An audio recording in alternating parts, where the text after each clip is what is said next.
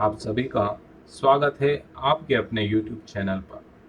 माँ आदिशक्ति वेद माता के आशीर्वाद से और परम पूज्य गुरुदेव की प्रेरणा से ऋषि चिंतन के सानिध्य की कड़ी में आज के प्रसंग में परम पूज्य गुरुदेव के द्वारा जो लेख लिखे गए उनमें से एक लेख है कर्म या पाखंड। उस पर हम चर्चा करेंगे, उसका ऑडियो संस्करण आप सुनेंगे।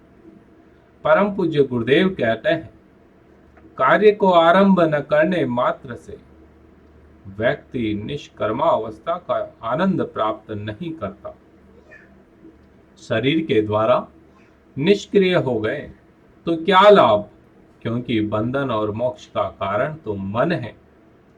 मन को निष्क्रिय बनाना है। मन की निष्क्रियता है कर्म और कर्म फल से अनासक्त रहना। प्रिय सज्जनों, गुरुदेव ने बड़े मार्मिक चिंतन किए, मार्मिक लेख लिखे। गुरुदेव ये समझाना चाह रहे हैं कि व्यक्ति कर्म और कर्म फल की इच्छा हमेशा करता रहता है। इसके पीछे कारण है उसका मन। कहा जाता है कि मन की गति सबसे तीव्र होती है और मन की इच्छा शक्ति भी बड़ी तीव्र होती है। अब बात यह है कि हम किस पर विजय पाते हैं और किस से हार जाते हैं। आलसी बनकर बैठे मत रहो, फल में अपना अधिकार ही नहीं है। उद्योग करने पर भी फल प्राप्त होगा, यह निश्चित नहीं। फल प्राप्त हो भी तो वह प्रारब्ध से होता है।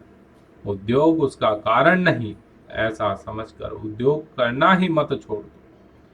जिस प्रकार से वर्तमान परिस्थितियों को देखें तो किसान की समस्या बड़ी विकट है।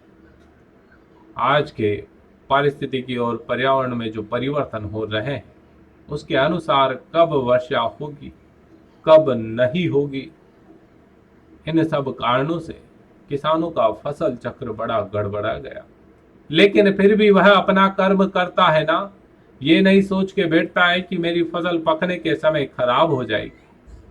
वह यही सोचता है, मैं अपना कर्म करूंगा, बीज बोऊंगा, खेत जोतूंगा, पानी पिलाऊंगा, फसल मेरी लहलहाएगी और बाद में ईश्वर की इच्छा हुई, भगवान की कृपा हुई तो मुझे फल स्वरूप फसल पककर भी मिल जाएगी।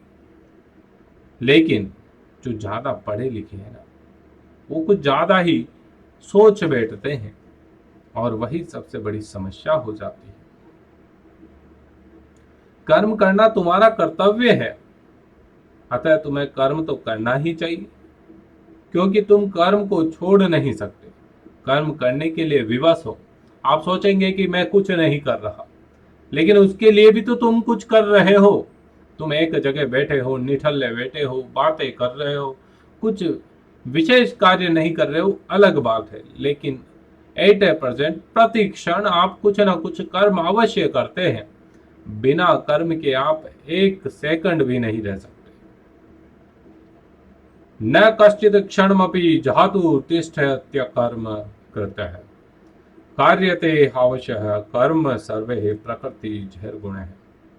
कोई उत्पन्न हुआ प्राणी एक क्षण भी बिना कर्म किए नहीं रह सकता। प्रकृति के गुणों से विवश होकर गुणों द्वारा उससे कर्म कराया ही जाता है। सभी इस प्रकार प्रति क्षण कर्म करते ही रहते हैं। चाहे हम इंद्रियों को रोक कर कर्म करने से विरत भी रख सके, पर मन तो मानने से रहा। उसकी उधेड़ बुन तो चला ही करेगी, वो भी तो एक तुम्हारा कर्म है। फिर इस प्रकार इंद्रियों से कर्म न करना कोई अच्छा तो है नहीं। ये तो हमारी क्या है, बेवकूफी है, हमारी मूर्खता है। जो मूर्ख बुद्धि पुरुष कर्मेंद्रियों को कर्मों से रोककर मन के द्वारा विषयों का चिंतन करता है, वह पाखंडी कहा जाता है। प्रिय सज्जनों, आज के प्रसंग से आप समझ गए होंगे कि आप कर्म कर रहे हैं या फिर पाखंड। जीवन में आए हैं तो जीवन का उद्देश्य जरूर बनाएं। अपने लिए तो पशु भी जीता है, परमार्थ के लिए जी के दिखाएं। यही तो गुरुदेव का आह्वान था। नए पीढ़ी को संस्कारवान बनाए, अपने बच्चों को वैसे संस्कार दें कि फिर से उज्जवल भविष्य आ जाए, एक उज्जवल पीढ़ी का जन्म हो जाए। आप सभी को ये प्रसंग कैसा लगा?